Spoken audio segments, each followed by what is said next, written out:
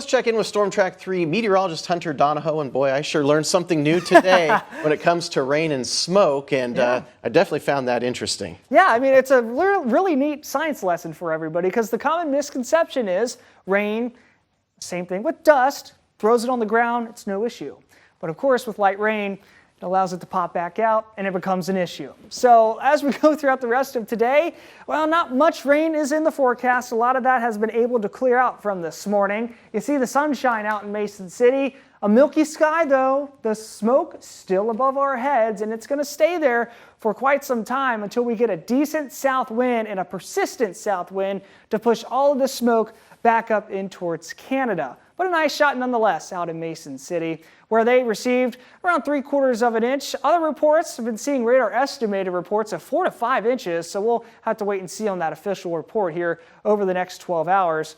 Look at Charles City, over 2.5 inches, nearly 2 inches in New Hampton, over an inch in Osage. In Decorah, got around 6/10 of an inch. Albert Lee, less than a half. Rochester, not even 1/10 of an inch of rain. So a feast or famine in terms of our rainfall totals over the past 24 hours. The lingering rain is now pushing out in towards the driftless. The sun is starting to shine along the I-35 corridor. This stationary boundary right here brought us all that rain this morning.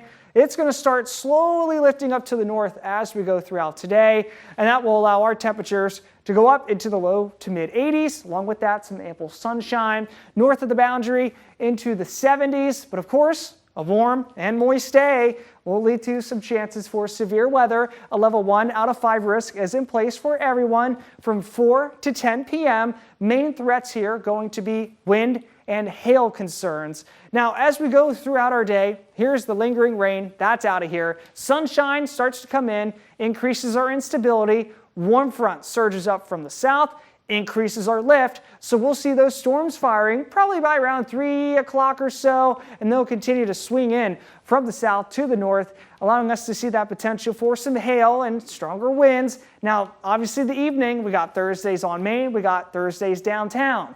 Be sure to pack a rain jacket and be ready to dip inside if a storm does happen to go over your location, because these could pack a punch, but they will eventually start to taper off as we head into tonight. In terms of those threats, 60-mile-per-hour winds, quarter-size hail, so please have a way to receive weather alerts if you happen to be outside today. Rainfall amounts could be pretty decent within these storms. Over an inch in many spots could be possible. No more than that over the next 36 hours. Even more rain over the next 10 days in the form of rain and storms. Friday into Saturday. Father's Day could be okay, but more storms through the rest of next week.